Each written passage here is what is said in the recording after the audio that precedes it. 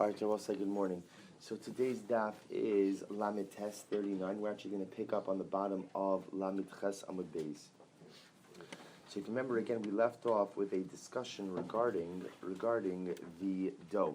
So remember again, the Gemara explains, the Mishnah explains, that when a woman borrows salt and water or spices from her neighbor, so Lemaisa again, the dough, or I should say the finished product bread, is limited to the overlapping tchum of both women. So the Gemara spent a long time yesterday trying to figure out exactly why that is. So now the Gemara explains the following. The Gemara says, "V'taimamai." So we're on Lamed Ches Amud Beis, about 3 lines up from the bottom. So the Gemara says, "Taimamai." Why is this? Abaye Amar Abaye says, "Gezerah shema ta'aseh isa b'shutfus." There's a concern that what's going to happen. Maybe they really will go ahead and make a dough together in a partnership. Meaning, I will say, see, in this case in the Mishnah, there's no partnership dough over here. Instead, what's happening is one neighbor is giving the other neighbor just the ingredients, and the other neighbor is going ahead and making the dough. But if they were to go ahead and make the dough an actual partnership, then Lemaisa, again, the bread, the finished product, really would be limited to the overlapping tchum. Therefore, even if we're gozer, then even in a case of borrowing, lest you go ahead and make the dough an actual shutfus, and lest you make a dough an actual partnership, and therefore again we limit the finished product to the overlapping tchum. Rava says, Tavlin litame avidi. Spices are there to add flavor. V'taima lo bato. And Rabbi say in general, again, when it comes to mixtures, so anything that is there to provide taste is never bottle within a mixture. Top of Lamed Tes. Ravashi says, Mishum dahavi le davar sheish lo matirin. V'chol davar sheish lo matirin afilu be'elef lo bottle. Ravashi comes along and says that what? The reason why the salt, the spices, and the water are not bottle is because technically speaking, it's davar sheish lo matirin. Davar sheish lo matirin means something that over time will become permitted. So when something over time will become permitted, there is no need to rely on bittul. There is no need to rely on nullification. Therefore, because technically speaking, this will become mutter right after Yom Tiv. Therefore, there's no need to rely on bittul. Okay, so the Gemara says, "If I'm b'chol davar sheish lo matirin, afilu be'elef lo batel." So at the end of the day, the Gemara gives 3 different reasons as to why, again, when the woman borrows salt and water and spices from her neighbor, that the finished product dough is limited to the overlapping tchum. Number 1, lest you come to confuse it to a case where they actually made the dough in partnership. Number 2, because spices are milsa da avida l'taima, they're made for flavor. Anything that's made for flavor is not bottle in a mixture. Number 3, it's davar sheish lo matirin, so it will become permitted, and anything that will become permitted is not bottle in a mixture as well. Rabbi Huda poter mayim. So Rabbi Huda says again, Rabbi Huda exempts in water, because Rabbi Huda says that apparently if you were to go ahead and just borrow water, so the act of just borrowing water again is not significant, and therefore the water that's mixed into the mixture would be bottle to the flour of the other woman. So again, in other words, I'm borrowing water from my neighbor. That according to Rabbi Huda, that water would be bottle in the final product, and therefore the final product would have the tchum of the person who's making it, not the overlapping tchum of the person who owned the water. So the Gemara says, Mayim in melachlo. Is that to say that a dafka applies to water and not to salt? So the Gemara says, Vaha Tanya, but we learn. So we'll say, so meaning Rabbi Huda seems to say it's only water that's bottle, and not salt. So the Gemara says, Vaha Tanya, but we learned. Rabbi Huda says, Mayim umelach betelin, bein beisa, bein bekedera. So yet Rabbi Huda says that both salt and water and salt, are bottle to the other ingredients, whether it's other ingredients in a dough or whether it's other ingredients in a kedera, in a pot of food. So the Gemara says, Lo kasha, it's not a kasha. So I will say, here's what's interesting. So remember, here we have on record Rabbi Huda in the Mishnah just exempting water, saying water is not significant, therefore it's bottle in the mixture. What we infer from that is it's water that's bottle, but let's say salt is not bottle. But yet we see over here in the Beitzah that Rabbi Huda holds that both water and salt are bottle. To which the Gemara says, Lo kasha, it's not a contradiction. Ha b'melech stomis, ha b'melech ist rukanis. Istrukanis. So we'll say different types of salt. One is talking about sodomite salt, and one is talking about istrukanis salt. What's the difference between them? If you look at Rashi says over here, stomis, dakohi ma'od. Apparently, melech stomis, salt from stone, is very fine salt. Ubetela. And therefore, I will say, because it's very fine salt, what ends up happening to it? it ends up really getting mixed in with the mixture, and therefore lemaisa becomes batal to the mixture. As opposed to, actually Rashi just points out over here, how do we know that melech stomus is very fine salt? So what's the quote the Gemara second school and that says, why do we wash my machronim? Why did the rabbi say that my machronim is an obligation? Shemelech stomus yesh shemestame es ha'inayim al madakihi ma'od v'nidbekes biad ve'eno nikeres. So we'll say the Gemara saying that one of the reasons we have to wash my machronim is because of melech stomus. Melech stomus again was salt that apparently had very not acidic, but very, very potent, in that if you got melech stomus in your eyes, chas v'shalom, it could cause blindness. So because of that, the rabbi said that you have to wash mayim achronim prior to birkas hamazon, prior to bed, in order to make sure if there's any melech stomus on your hands, that you get it off your hands. So you see, now both said there's another reason also mishum nekios, ultimately because of cleanliness. This is why today you'll find many people don't necessarily do mayim achronim, because since the Gemara said we don't have melech stomus today anymore, but it's certainly, again, even if we don't have melech stomus, there is still the concept of doing mayim achronim just mishum nekios, just because of cleanliness, an act of cleaning oneself just a little bit prior to your kas hamazon. In any event, the Gemara explains that melech stomus is very fine, therefore it gets mixed in with the mixture. Because it gets mixed in with the mixture, therefore it's bottle, and that's Rabbi Yehuda and the Beitzah, as opposed to our Mishnah, which is dealing with what? Melech istrukanis, which apparently again is much thicker salt. Because it's thicker, it does not necessarily get mixed in well with the mixture, and therefore the Maisa, it's not bottle. Rabbi Yehuda says, Mahim umelach betelin beisa ve'in betelin b'kedera mipnei rotva. But we learned also that Rabbi Yehuda says that water and salt are bottle to the other ingredients in the dough, but yet they are not bottle in a kedera, in a pot of cooked food. Why? Because of the rota, because of the gravy. Because we'll say Rabbi Yehuda says that since there's gravy, so therefore the water is still recognizable, and the salt is also recognizable, or at least taste-wise, within that gravy. To which the Gemara says, "Lo kasha," it's not a contradiction. Haba ava, haba raka. When does Rabbi Yehuda hold that lemaisa, again, the gravy is not bottle, or let's say the salt and the water is not bottle in a gravy? That's with a more liquidy gravy. But if the gravy is thicker, Rashi says, ava, look at that Rashi, tavshil ava, she'in rotva nikar, v'havi ki isa. So we'll say everything depends on the gravy. If the gravy is very liquidy, then Einachinam Rabbi Yehuda will hold that both the water as well as the salt will not be bottle. But if the gravy is a little bit thicker, therefore more resembles a food, then Rabbi Yehuda will hold that it is bottle. Okay, says the Mishnah. What's another very interesting Mishnah? Hagacheles kiragle habaylim. So gacheles, we'll say, is a coal. So a coal has the tchum of its owners. Right? So it's a continuation of the previous theme. So whatever the tchum of the owner of the coal is, that's how far you could transport the coal. Vishal heves, however, a flame itself, b'chol makom, could go anywhere. Now we'll say, what does that mean, a flame? Look at Rashi. Vishal heves, could go hidlik ner b'shal heves chavero, eno ma'ake b'extra tchum. So let's listen to this.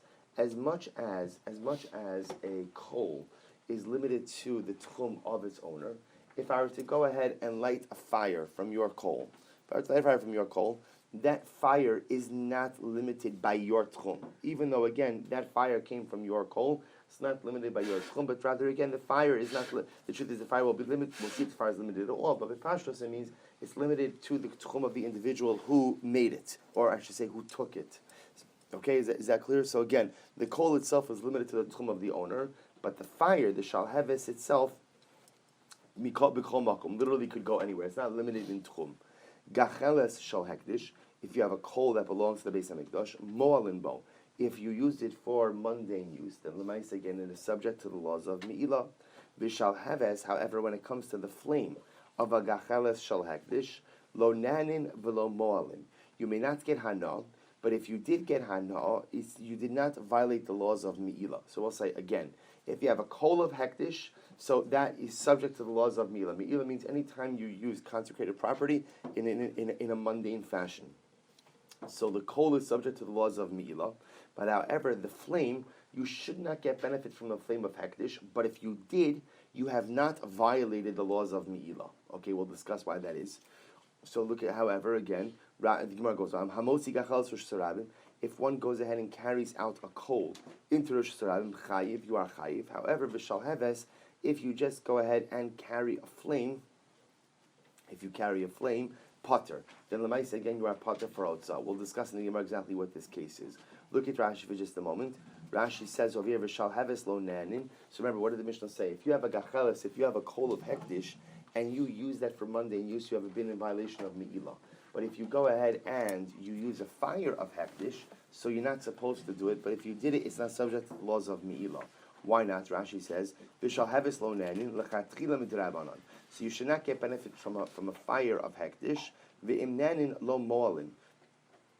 Ein chayav and kara me'ilah. The last ve'mamasha. Rabbi said, we will see the common denominator over here is that a flame lacks substance. Because a flame lacks substance, therefore, again, by definition, it is not subject to the laws of me'ilah. Therefore, lechatchila, you should not use the flame of hektish, but if you did, because it lacks that substance, you have not committed me'ilah. So the Gemara goes right to turn Rabbanon. Chamisha dvarim ne'emru begacheles. There are 5 things that were said about a coal. Number 1, hagacheles kiragle habailin v'shal heves b'chol makom. So number 1, that a gacheles takes on the tchum of its owner, but the shalheves, the flame, is not limited in tchum at all. Now remember, I will say, when we say flame, what that means is if you were to take a flame from that gacheles, that flame does not have that same limitation. Next, gacheles shall hektish molin ba v'shalheves lo nanin v'lo molin. Next, you could take a coal that belongs to hektish, and if you get benefits from it, you are subject to laws of me'ilah. But yet, a flame of a coal of hektish, you should not get benefits from it. But if you did, you have not committed me'ilah. Next, gacheles shal avodah zara asura. If you have a coal of avodah zara, it is asur. V'shal heves muteres.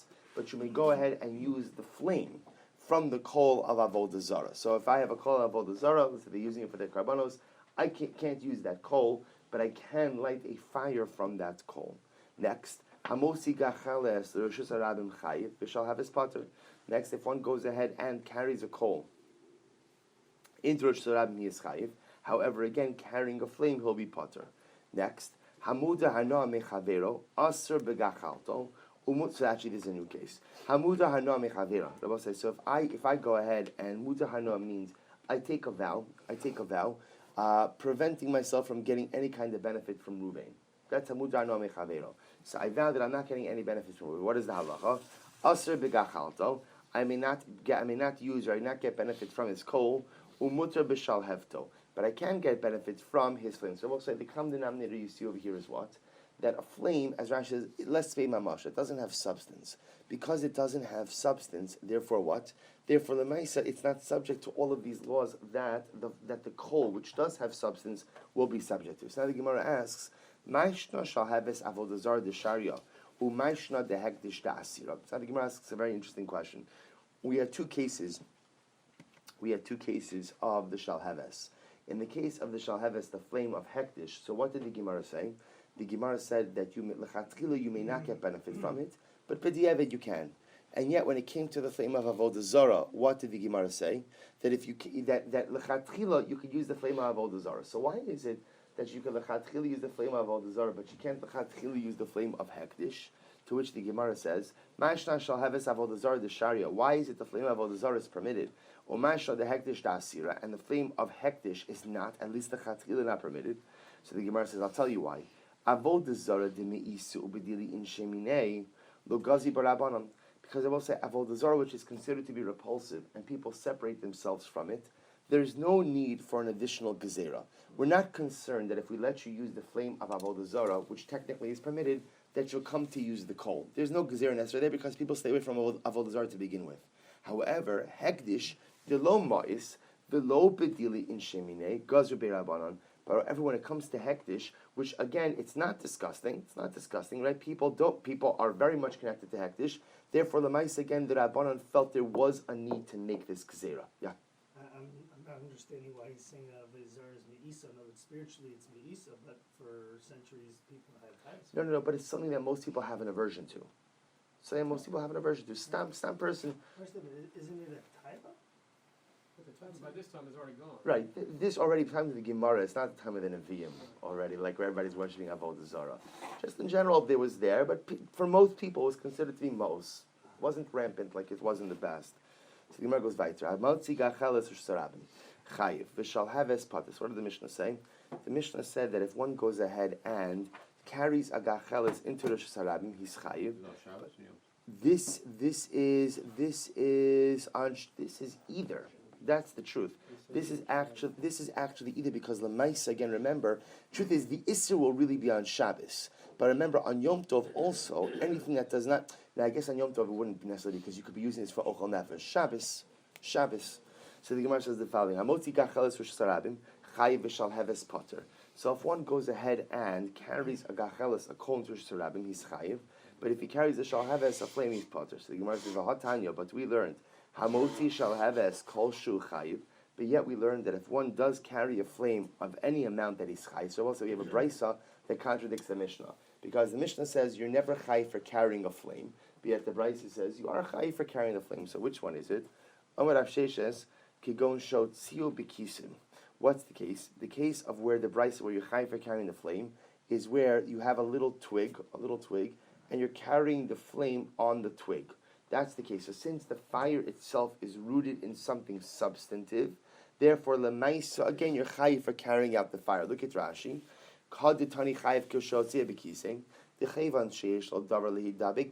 Since the fire is something that is clinging onto, therefore the flame therefore becomes significant. We'll see later on when the Mishnah says that you're potter for transporting a flame. So we'll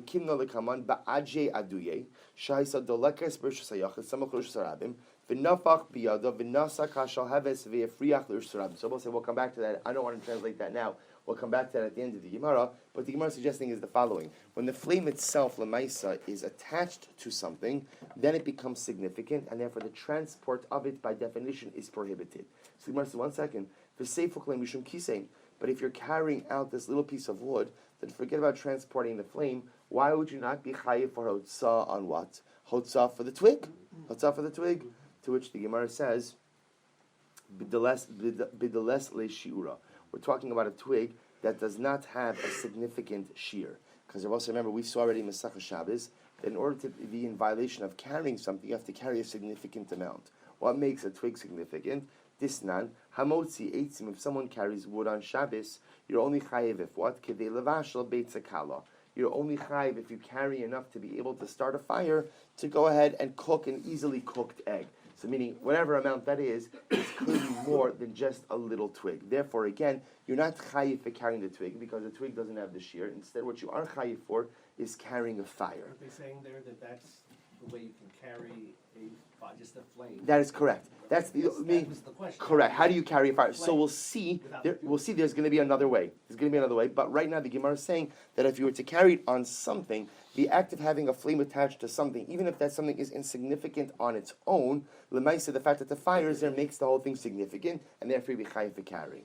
So the Gemara says, Abai says, no. What's the case of carrying? Meaning, so we're trying to figure out what's the case of carrying the flame for which you will be chayiv. So Abai Amar Kegon, the shayfei mana mashcha va'atli beinura, are the cases where what you took a utensil, you smeared it in oil, and you kindled it. So the utensil itself is burning. So that's how you're carrying a flame out on Shabbos. To which Gemara says, 1 second. But if that's the case, forget about being chayiv for carrying the fire. You should be chayiv for what? Carrying the utensil. To which the Gemara says, the chaspa. No. We don't mean a full utensil. What are we talking about over here? Just a pottery shard. So the Gemara says, okay, so you should be chayiv for carrying the pottery shard. To which the Gemara answers, bideles le'shiura, where the pottery shard does not have the requisite shear to make it significant. Disnan, because we saw before, we learned in a Mishnah, cheres, you're only chayiv for carrying a pottery shard on Shabbos if what? Kadei litin bein patzim lechaveiro. I will say, divrei Rabbi Yehuda. So interestingly enough, you're only chayiv if you carry a pottery shard. What used to happen on both sides is that when they would make their door frames and window frames, sometimes there'd be a little bit of a gap. So what would they plug the gaps up with? Pottery shards. So you're only chayiv for carrying a pottery shard if it's large enough to be able to fill this type of gap. So therefore, the case over here that we're talking about is where the pottery shard is on its own is insignificant. But because, again, that's what? Because there's a flame attached to it, that by definition makes it significant, and therefore be chayiv for carrying out that fire on Shabbos. To which the Gemara says, Elo, so So we'll say now what we've done is we quoted this Beitzah, and this Beitzah explains that if you want to go ahead and you carry a flame out on Shabbos, you are chayiv. So we just discussed the cases in which you would be chayiv for carrying a fire. Is all the common denominator is what? The fire is attached to something. It's on a kli, it's on a utensil, it's on a twig, and the kli, the twig itself is insignificant enough that you're not chayiv for carrying the item, but because there's a fire there, that makes it significant, and therefore you're chayiv for carrying the fire. If that's the case, however, what's the case of the Mishnah? Because the Mishnah said what? The Mishnah said that you are patur for carrying a fire on Shabbos in Rosh Hashanah. So what's the case of patur? To which the Gemara says, "Hechim mishkachasla kegon da aje adur sarabim." To which the Gemara says, "Aje adur," I will say, literally means that you go ahead and you throw it. Rashi says, "Mishani da aje adur k'mo b'yado evan." What it means is like this, and this is what Rashi was alluding to before. Rashi says, "Shais d'lakes v'seyachid b'nafach b'yado." If you can imagine the following: if you have a fire, and you imagine you're standing in Rosh Hashanah, right on the line between Rosh Hashanah and Rosh Hashanah. If you blow on a fire, what you could do is what? You could actually go ahead and cause a piece of the fire to detach a little bit and to fly into Rosh Hashanah. So that's the case of the trend. Now remember, I will say, if you throw something from Rosh Hashanah to Rosh Hashanah, you are chayiv for that. That is an act of hotzah. You don't have to actively carry it. If you cause it to move, by definition, you're chayiv. So the case of the Mishnah is where I fan the flame. Literally, I throw the flame. I cause a piece of the flame to fly, so to speak, from Rosh Hashanah to Rosh Hashanah. And the Mishnah tells me that I am patur for that act of hotzah. Okay, says the Mishnah. Bar shal yachid. So you can't carry a flame at all. I'm sorry? You can't carry a flame at all. That is correct. So carrying the flame, that the Beitzah already goes ahead and tells me I cannot do. And the Chiddush of the Mishnah, however, is that if you were to go ahead and, let's say, cause part of the flame to fly into another rishos, that is not halachically significant, and you would be patur for that. Says the Mishnah, Bar shal yachid, if you have a pit that belongs to an individual, karagli yachid. So I will say, over here, when we speak about bar, so bar really refers to like a water cistern. Usually what it refers to over here, but the idea is you have a bar with, let's say, water in it, so that water has a tchum as well. So what is that? What's the tchum of that bar? So the contents of that bar are limited to the tchum of the owner of the bar. Okay. But if, let's say, you have a bar, let's say you have a well that is a water cistern that belongs to the residents of the city. So what is the halacha? Keragle osa o keragle anshe osair. So that is limited to the tchum of the people of the city. Shel ole Bavel. But if you have one of the boros, one of the water pits of those who came up from Bavel, so we'll say if you look at Rashi, he says Shel ole Bavel ha'asuyin la'ovrei drachem be'emsa derech va'asam b'nei agola lishtos ba'alos. And so also is interesting. When the Jews came back from Bavel, so on the way back from Bavel to Eretz Yisrael, they dug a number of different wells on the way. Those wells were kept and were maintained for all of those who would make the trip from Bavel to Eretz Yisrael, from Eretz Yisrael to Bavel. So what is the halacha? So meaning, what's the status of the water that comes from those wells? The halacha is kiragli hamemale. Those that has the tchum of those who fill up. Meaning that water belongs to everyone. At least that's what it sounds like. That water belongs to everyone, and therefore the Maisa, it has the tchum of the person who draws the water. So we have three different cases, right? Bor shal yachid, if the well belongs to an individual, so the contents of the well is limited to the tchum of the individual. Bar shal anshe osayir, if you have a water cistern of the entire city that is limited to the tchum of the city. And I will say, what does it mean limited to the tchum of the city? It means that water can be transported technically in any direction 2,000 amos outside of the city. And the well of Ashal Ole Bavel, the well of those who came up from Bavel, ultimately again has the status of those who fill up the water. Meaning that takes the tchum of the person who's drawing the water. Fine, says the Gemara. Rami le Rava le Rav Nachman. So Rava posed the question to Rav Nachman. Tanan, we learned, Bar shal yachid, karagli hayachid. We learned that the water cistern of a yachid, the contents, the water has the tchum of the individual. Or minu but raise a kasha. What's the kasha? Naros hamoshchin uma'ayonos hanovin. If you have flowing rivers or flowing springs, harihen karagli koladam. Then what? Then they take on the tchum of any individual who draws the water. So we'll say the reason why Rav is bringing this as a kasha is because let's say somebody owns a spring or somebody owns a river. So based on the Mishnah, it would sound like that the waters ultimately again take on the tchum of the owner, and yet we see from here, according to this Mishnah, according to this Mishnah, the Gemara is quoting, is that the waters from the stream or from the spring take on the tchum of whoever draws it. So which one is it? To which the Gemara says, no. Amar Rava Hachamay Askinon, what's the case here? B'mechunasin. The case of the Mishnah Abosai is not with flowing water. The case of the Mishnah is where what? Is Lamaisa, again, where the water, mechunasin, means it's gathered. It's standing water. So because it's standing water, therefore, by definition, it takes on the tchum of the person who owns it. And indeed, again, Reb Chiya bar Avin said in the name of Shmuel that the din of the Mishnah only applies to water that is standing, mechunasin, gathered. So I will say, this is actually very important, because what the Gemara is teaching us is that Lamaisa, even if an individual owns a stream or owns a flowing spring, if somebody were to go ahead and draw water from that spring or from that stream on Shabbos, so the drawn water would take on the tchum of the individual who draws the water, even though that spring or that stream is owned by someone. Why? Which makes sense, because that water is in constant motion. Because that water is in constant motion, B'pashtos, the water that you're drawing now is not there at the onset of Yom Tov, and therefore did not acquire the tchum of the owner of the stream. However, again, if we're dealing with the bar, which is standing water, then obviously at the onset of Yom Tov, onset of Shabbos, that water acquired a tchum. It acquired the tchum of the owner, and therefore, again, if somebody draws from it, that water is limited to the tchum of the owner. And if you draw water from the water cisterns, the pits of those who came up from Bavel, so the water takes on the status of the one who draws it. Itmar. So also it's a very interesting case. Itmar. The Gemara is a kash. Not a kash. The Gemara states, Mile v'nas nachavera.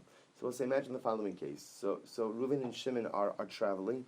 They come across one of these boros of Olei Babel, and Reuven fills up a bucket of water for Shimon.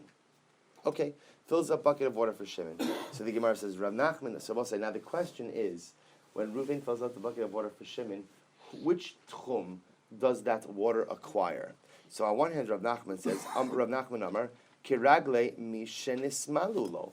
So Rav Nachman says, well, since the water was drawn for Shimon, even though Reuven did the actual drawing, the water takes on the tchum of Shimon, meaning the water takes on the tchum of the one for whom it was drawn. Rav Shesha says, no, Kiragle hamemale. Rav Shesha says, on the other hand, no, it's not true. Whose tchum does the water take on? It takes on the tchum of Reuven, the one who draws the water. Meaning the one who draws the water is the one ultimately, again, who determines the tchum of the water. To which the Gemara says, what are they arguing about?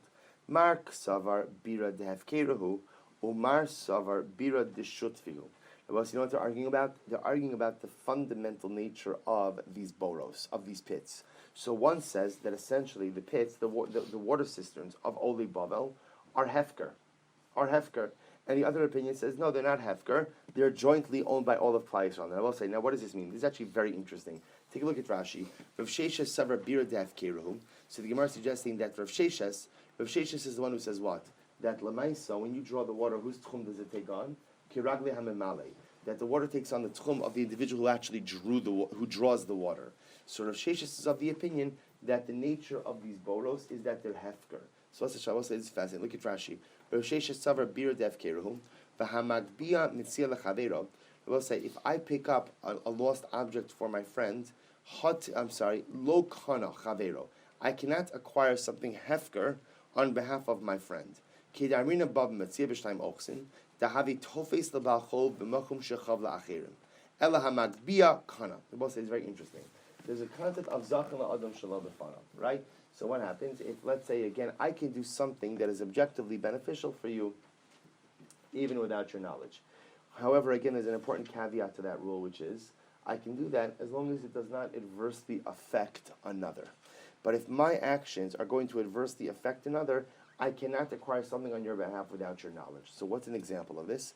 An example of this would be, I find $100 on the street. So I say, you know what? I happen to know that Hananya collects $100 bills. It's a hobby. Some people do stamps. Hananya does $100 bills. So I know he would really like this one. It's a 1952 $100 bill. He would love this one. Okay. So I cannot acquire it on his behalf. Why? Because when I acquire it on his behalf, I'm detrimentally affecting others. Well, what does that mean? How am I detrimentally affecting others? Because technically speaking, that $100 is hefker. Because, right, let's assume money, there's no way to reclaim money. So once it's lost, it's lost. So by acquiring it for Hananya, I'm depriving others of the ability of potentially acquiring that item. So because of that, I cannot acquire it on his behalf. Now what I can do is what? I can acquire it on my own behalf. Right? The idea is, because this is a halachic technicality, you can zachin la'adam shelo b'fanav. You could do something good for someone else without their knowledge, as long as it does not adversely affect anyone else. But if my doing something for someone else adversely affects another individual, I cannot do it. Therefore, Rav Sheshes is of the opinion. That lemaisa, again, this is called hefker. The pit is called hefker. And I will say, whenever it comes to a matter of hefker, you cannot acquire on behalf of someone else. Rather, what? You can only acquire on behalf of yourself. Therefore, according to Rav Sheshes, when Ruvain draws the water, what ends up happening? He really becomes the owner of the water. Now, again, he's going to hand that right off to Shimon. He doesn't have any interest in it. But the ramification it does have is what? Is that the water will acquire his tchum.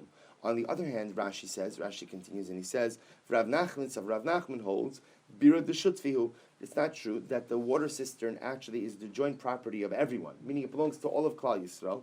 So lo ifkiru b'nei agola ela nasnuhu l'chol Yisrael sheyu shutfin bo. So it's not the pshat that they made it hefker, rather they gave it to everyone to be partners in. Ukesha amar zeh chaveru lemalos lo mechelko v'halach b'shlichuso na'aseh shlucho ve'in zeh magbiyah mitzia. We'll say, on the other hand, Rav Nachman holds that no, the bar is not hefker. Instead, what is the bar? The bar is the joint property of God's Klal. So everybody owns it, and therefore, when Shimon asks Ruvain to go ahead and fill the bucket, Ruvain is acting on behalf of Shimon as Shimon's shaliach to draw Shimon's part of the well, part of the water, and therefore, again, water takes on the tchum, according to Rav Nachman, of the individual for whom it is being drawn. So the Gemara goes weiter. The Gemara says, Eisei Rav Nachman. So Rava raises a question to Rav Nachman. So also, again, remember, Rav Nachman is the one who says that the water takes on the tchum of the person for whom it is being drawn. In this case, we'll call him Shimon, because the Maisa, again, the water belongs to everyone. And although Reuven's doing the drawing of the water, Reuven is drawing Shimon's portion. Okay, so now Rava asks Kasha Rav Nachman, Hareini alecha chayrim, if a person says, Hareini alecha chayrim, look at Hamudra Asr, Rashi says, Misha hutal alav haneder asr lehanos mizeh, shenadr. So we'll say, listen to this. Hareini alecha chayrim means, I say to Reuven, I am chayrim to you. I am chayrim to you. So what is the ramifications of that? Hamudra Asr. That means Reuven may not get any benefit from me. I'm answering Reuven from getting any benefit from me, so Reuven can't get any benefit from me. Amud Beis, Hare ata alai chayrim. If I say you are chayrim onto me, Hano der Asr, then the person who made the vow, is not permitted to get any benefit from the other individual. Hareini alecha va'ata alai. So if I say I am chayrim to you, and you are chayrim to me, shneim asurim zeh bazeh. So neither of them, I can't get benefits from Reuven, he can't get benefit from me. However, umutarin b'shal ole bavel. However, again, what are they permitted to do? They're permitted to get benefits from anything that was established by those who came up from Babel. Va'asurin b'shal osaha'ir. And they are not permitted to get benefits from any municipal property. And I will say, now what the Gemara seems to be saying is the following. Let's work backwards. Why can't they get benefits from municipal property? Pashtos, why? Because everybody owns it. If I get benefit from municipal property, in some respect, I'm getting benefit from Ruvain.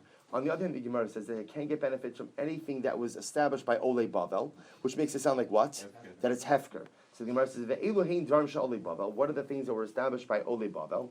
Harabayis. I can go on to Harabayis. Harabayis was reestablished by Ole Bavel. Halishkos v'hazaros, the different chambers and the different courtyards of the Beis HaMikdash. Ubar shal emtza haderech, and the water cistern in the middle of the road, a well. And therefore, again, the Gemara says that those are all things that Reuven and I could get benefit from, even though what? We made a neder not to get benefit from one another. And what are the things that belong to the city? Harachov, the street.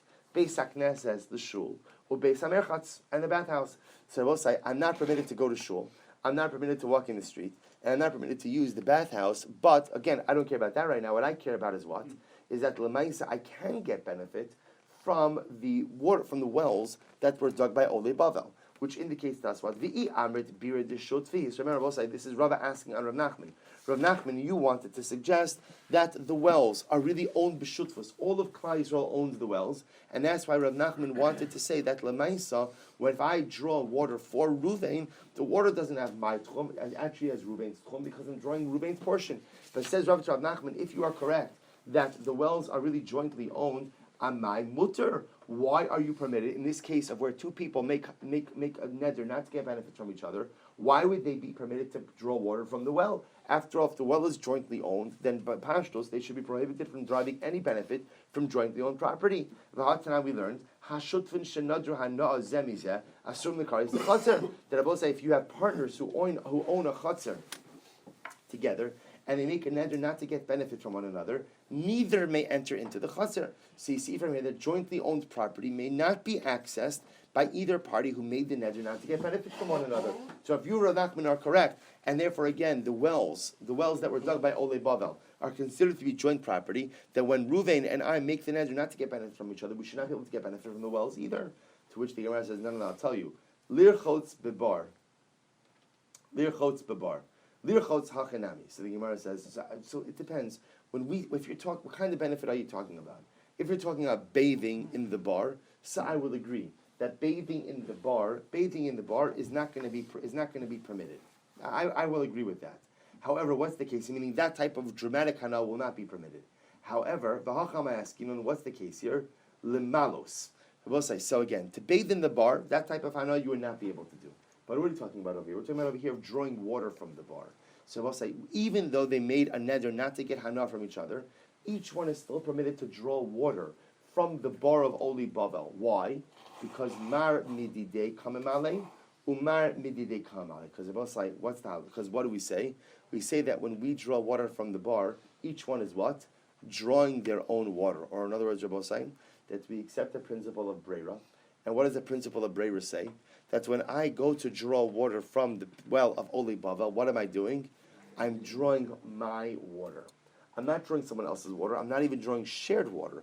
All of us have a portion in this. When I draw water, I am taking my share. So therefore, again, the Gemara is suggesting is therefore halal. So again, obviously, I can't get dramatic usage like bathing, but Lamaisa, even if I made a neder not to benefit from another Jew, I can still go ahead and take water from that well, because Lamaisa, again, when I draw the water, implying the concept of breira, I'm drawing my own chelik, my own water.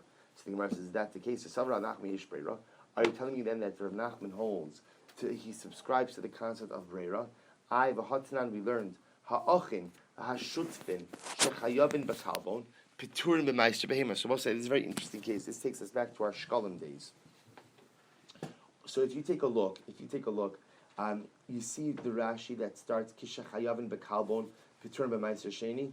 So listen to this. So actually, before we get to that, let me read you this to you outside first. Ha'achin ha'shutvin. So if you have brothers, the case over here is brothers inherited an estate, and they are partners in their father's estate. So literally translated, the Gemara says Kishachayavin bekalbon, when they are obligated in kalbon. Now kalbon is the additional tax that you pay on the chatzi shekel. When they are chayiv for kalbon, Piturim b'meiser behema. They are exempt from meiser behema. Ukishachayavin b'meiser behema, piturim min hakala. We'll say, what's the case? So you see that Rashi Kishachayavin bekalbon. You see that one. You see where the lines of Rashi get wide, not the widest ones, but the intermediate wide lines. So go 1, 2, 3. Bless you. 4 lines into that. So in the middle of that 4th line, and look what you see that where it starts Hilchach. So read these couples of Rashi. Hilchach achim shein shutvin. Sheshutfusan la'achar chalukan. I will say, what's the case? The case over here is brothers inherited an estate. They split up the estate. After they split up the estate, they joined their portions together as a shutfus, as a partnership. Kegon shechzira v'nishtatfu hayovin bekalbon kishar shnayim hamischabrim l'shekel shalim upitur b'meiser behema t'shutfun ba'almaninu t'betela luhu tfisas habayis. So I will say, listen to this. If brothers got their respective portions, and then they dissolved the estate, and then once again reconstituted a new partnership. So that's just considered to be a partnership. When you have a partnership with another, and let's say now you're contributing a half shekel on behalf of the partnership, on behalf of all the parts of the partnership, you're chayiv in kalbon. You still have to pay the extra chatzi shekel tax, 1 kalbon, right? However, again, you're pater in meiser behema. I will say, why are you pater in meiser behema? Because the halacha is the only time that an animal is subject to the laws of tithing is when it's owned by an individual. Jointly owned animals, we'll see, it's just exeris hakosov, are not subject to the laws of meiser behema. On the other hand, Rashi goes on and says, "Ukishachiyavim b'meiser behema kigon shenishtatfu mishnaf lam yerusha tekaima tfisas habayis piturim min hakabon Well, so listen to this. However, let's say the brothers got their respective portions and never dissolved the estate. Instead, what they did is they made a partnership from their inheritance portions. Then, to a certain degree, it's as if the estate still exists. If the estate exists, then what? It's considered to be owned, so to speak, by one entity. The estate is considered to be the property of the now deceased father, but to a certain degree, halachically, it's considered to be as if he still is in existence. If he's still in existence, then what? Then they are pater from kalbon. They don't have to give the kalbon, but they are chayiv in meiser sheni. Why are they chayiv in meiser sheni? Because lemais again is considered to be the property of one individual, and therefore subject to laws of meiser sheni. So now going back to the Gemara. So the Gemara says, "Achin hashotvin shchem bechalbon pater min meiser sheni." If they are chayiv in kalbon, they're pater from meiser sheni. Ukishechev meiser sheni. Because you also remember these are two sides of the same coin. You're chayiv in meiser sheni only when it's owned by an individual. So when you're chayiv in meiser sheni, you're going to be pater from kalbon. If you're chayiv in kalbon, it means that by definition, again, there are multiple ownership interests here, which means what? That you're pater in meiser sheni. To which the Gemara says, "V'amar Rav Anan said, Lo shanu ella shechalku gedim kineged tilaim." Actually, we're going to stop over here for today. So we'll pick up again with this Savar Rav Nachman Yesh Bringer. We have time because the truth is tomorrow's Amud Beis. There's not really much of tomorrow's Amud Beis. So we'll pick up again in the. So just to be clear where we're leaving off over here, we're trying to figure out again the fundamental nature of the well of Olei Bavel. So we have a fundamental machlok between Rav Nachman and Rav Sheshes as to how those wells were structured. So ultimately, again, Rav Nachman holds that those wells are owned b'shutfus. Everyone has a chelik in the well. And therefore, again, what ends up happening is, Lamaisa, when you go ahead and you draw the water from the well, in fact, you are taking your portion. Rav Sheshes, on the other hand, says, no, those wells are not jointly owned. Rather, what is the well? It's hefker. It's hefker. And we have seen the nafkaminas as well. But now the Gemara is suggesting that Rav Nachman's premise of the fact that the wells are jointly owned is based on the idea that Rav Nachman holds of the principle of breira. The Gemara now is going to challenge that assertion that Rav Nachman holds of breira. We'll pick up with that challenge tomorrow.